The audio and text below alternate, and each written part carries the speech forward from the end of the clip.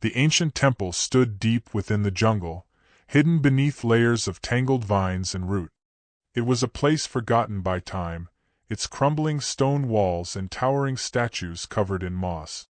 Legend spoke of an ancient beast that lived within its depths, a creature born from the darkness, twisted and cursed, able to take on many forms. Few who entered the temple ever returned. Ethan had heard the stories but dismissed them as mere superstition. He was an archaeologist, driven by curiosity and the lure of lost treasures. He was drawn to the temple's mystery, believing it held secrets long forgotten by man. As he approached the temple, the air grew thick and suffocating, the jungle unusually quiet, as if even the animals feared what lay ahead.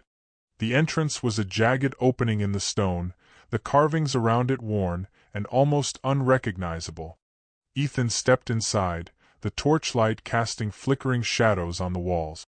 The air was stale, the smell of rot and decay lingering in every breath. The deeper he went, the more oppressive the atmosphere became. There were carvings on the walls, twisted depictions of a monstrous figure, its form changing with each image. Sometimes it had the body of a serpent, other times it was a hulking creature with too many limbs. He dismissed them as primitive interpretations of a deity.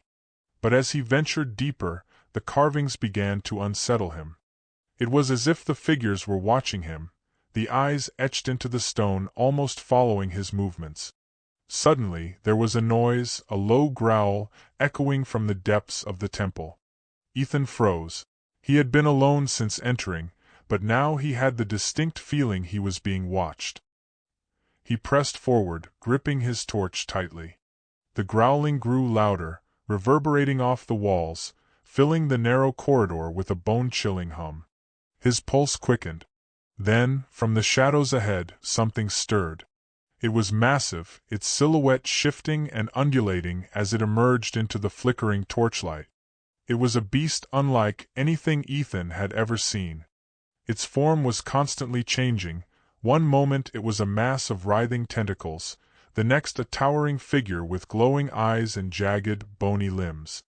The creature seemed to be made of darkness itself, twisting and bending as it moved, its form never fully settling. Ethan stumbled back, heart pounding in his chest. The creature made no sound other than the growl that seemed to come from everywhere at once. Its eyes locked onto him, glowing faintly in the dark. Without thinking, he turned and ran, his footsteps echoing loudly in the narrow stone corridor. The beast followed, its shape shifting with every step. Sometimes it slithered along the ground like a snake, other times it lumbered after him on multiple legs.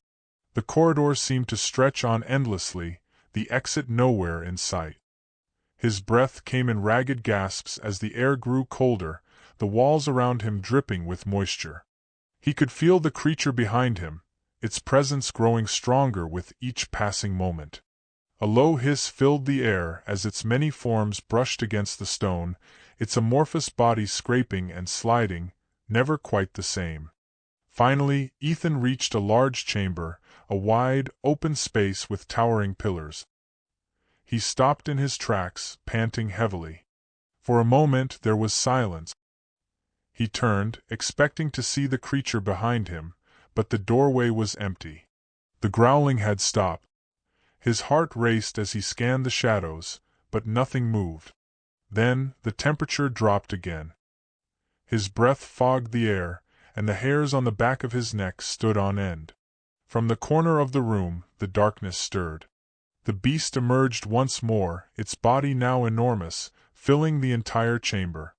It had taken on a form far more terrifying, an amalgamation of all the horrors Ethan had seen in the carvings. Its many eyes gleamed with malice, its mouths, too many to count, gaping open, revealing rows of sharp, jagged teeth. The creature lunged, and Ethan felt his body freeze in terror.